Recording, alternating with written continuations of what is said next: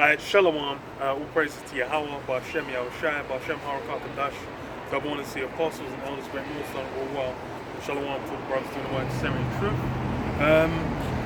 Just got a quick little topic to go into, because you had recently, you've more or less had continual events happening with, the Russia-Ukraine situation, and the interesting thing recently was what Sweden, Norway, basically saying, they're looking towards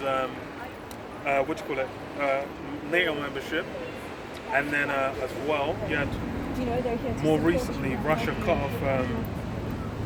off their electricity to Finland.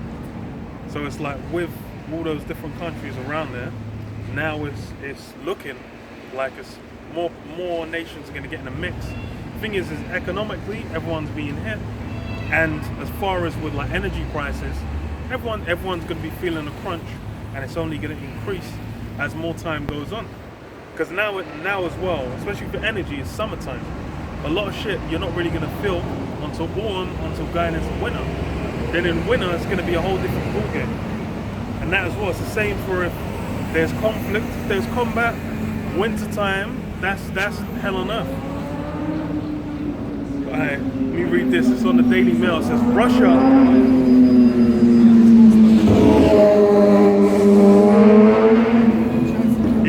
Russia cuts electricity to Finland.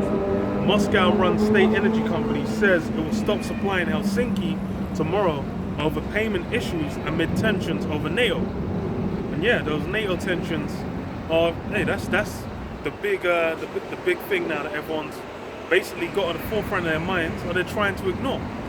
Most people, like in the West, are kind of looking at it as if they join up with NATO, it'll get to the point where Russia won't even think about contending, which is a complete misunderstanding of the situation. Because as far as it's exactly because of that why Russia is contending. So it says Finland was preparing for Russia to cut off electrical supplies early today due to its failure to pay the provider. Because why the sanctions? They ain't able to send that money. Russian state-owned power firm Inter RAO will stop exports because it's not been paid for energy sold via the Pan-European Exchange Nord Pool since May 6th. No reason was given for the non-payment. It comes as Finland prepares for Moscow to cut gas supplies in retaliation for the country making moves to join NATO. Finnish subsidiary RAO Nordic said in a statement, "The situation is exceptional and happened for the first time in over 20 years of our trading history." Yeah, so now it's basically getting to a point where, and that's the thing as well, is with energy, like everything like runs off energy. Every business, every household, every system, every operation requires what? Electricity, gas, coal. These resources are key, and that's how modern economies have essentially been built up. So with these things being affected, you can have an unprecedented level of damage being done. And that's the thing is now, people are smug because it's the middle of fucking winter. You turn on your fan. Anyone that's using aircon might be feeling the burn. But even then, it's like when it comes to winter, and you've got that biting cold, and then they turn the heating on, you get the bill, you're having a fucking heart attack. Because even now it's like here in the UK, we had an energy crisis already, had a bunch of energy companies shut down, and then monetary-wise as well. Monetary-wise, it's the price is already shooting up. So when winter comes again, it's gonna be emotional. Not to mention taxes going up, not to mention food prices going up. These things are all gonna be going up and slowly creeping up over time. People are gonna be feeling the burn. But it's why people are ignorant now. They might think, it's only an extra 10p, it's only extra this. When it starts adding up, there's already people at food banks on the edge. The thing is the first little creep only affects a small number.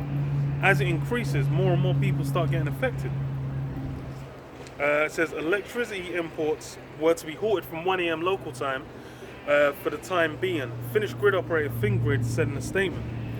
Fingrid added that there was no threat to supplies and power from Russia made up 10% of Finland's consumption. Which is real shit. It's only 10%. But there's certain people where it's like the price going up by 10%, the impacts that has, that can turn a business from profitable to unprofitable. That can turn it to you're just barely managing to pay your bills, so now you're fucked. You might have to get a loan, you might have to do various other things that have worse impacts. People are, hey, it's gonna be felt. And that's the thing is people are, oh, it's only 10%. I'm like, bro, it's still a tenth. If you lose 10% of your wages, you're gonna be upset.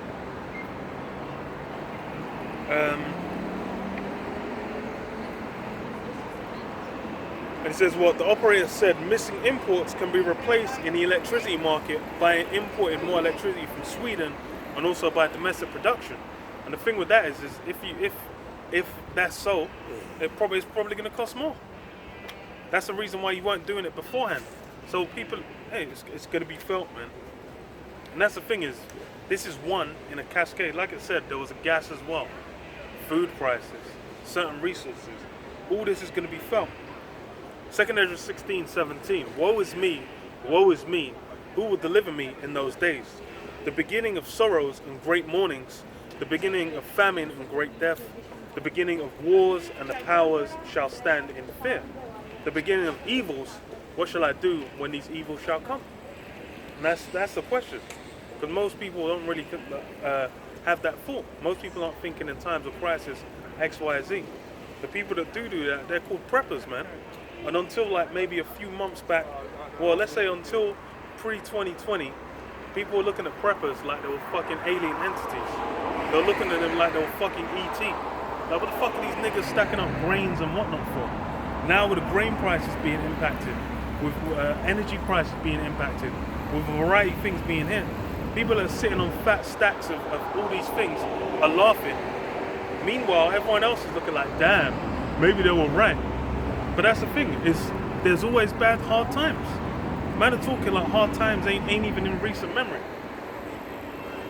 The 2008 financial crash, people were toast. People were done. I'm like, there was a whole generation that came into what? They hit adulthood. There was no jobs, bro. Man just got his degree, done his masters. His ass was in McDonald's, flipping patties.